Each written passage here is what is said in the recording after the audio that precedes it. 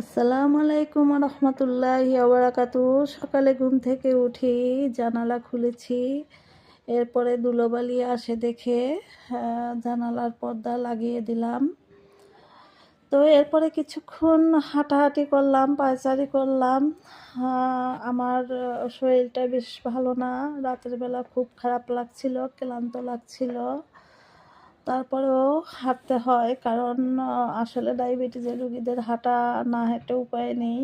তো হাঁটাহাঁটির পরে নাস্তা তৈরি করলাম, নাস্তা খেলাম 2টা রুটি, একটা ডিম ভাজি ও লাউ তরকারি। লাউ দিয়ে রুটি খেতে আমার খুবই পছন্দ, খুবই ভালো লাগে। তো একা একেই নাস্তা সেরে ফেলেছি। তো নাস্তা খাওয়া শেষ করে কিছুক্ষণ বিশ্রাম নিয়েছিলাম। বিশ্রাম নেওয়ার পরে বাজার থেকে আবার লাউ শাক, পালং শাক আনা হইল। আসলে আমাদের নারীদের কোনো বিশ্রাম নেই, যতই অসুস্থ থাকি কাজ করতেই হবে, রান্না করতেই হবে। পরিবার এমন একটা জিনিস, শক্ত করে হাল ধরতে হয়, না হলে সবাই অসুস্থ হয়ে পড়ে। কারণ রান্নাঘরে সবাই একসাথে খাবো, মেয়ে জামাই সহ। ওরা 5 তলায় থাকে, আমি 6 তলায় থাকি।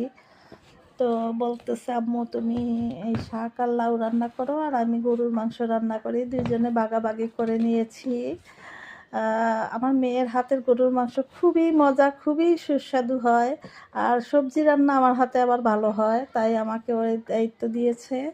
আমি পালং শাক আর লাউ রান্না করব, আর ও গরুর মাংস রান্না করবে। তবে খাওয়াটা একসাথেই হবে, উপরের নিচে হলেও। তো বন্ধুরা, একটু শেয়ার করলাম তোমাদের সাথে। আসলে কাজের ফাঁকে একটু কথা বললে সবার সাথে ভালো লাগে।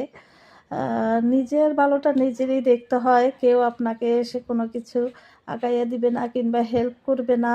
সব কিছুই নিজেকে করতে হয়, নিজের যত্ন, নিজের শরীর। শুধুমাত্র আমরা পারি মোনাজাতে দোয়া করতে আল্লাহর কাছে যে আল্লাহ আমাকে সুস্থ রাখো। সুস্থতা হচ্ছে সবচেয়ে বড় নিয়ামত, আল্লাহর দেওয়া মহান উপহার সুস্থতা। কারণ সুস্থ না থাকলে কোনো কাজেই আপনার মন বসবে না, কোনো কিছুই ভালো লাগবে না। শারীরিক মানসিকভাবে সুস্থ থাকলে অটোমেটিক কোনো অসুস্থতা তাকে গ্রাস করতে পারে না, আমি মনে করি।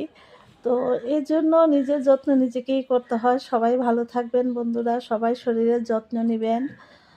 আমি দোয়া করি সকল মানুষ ভালো থাকুক, আর সবার রিজিকে বরকত দান করুক, আলহামদুলিল্লাহ।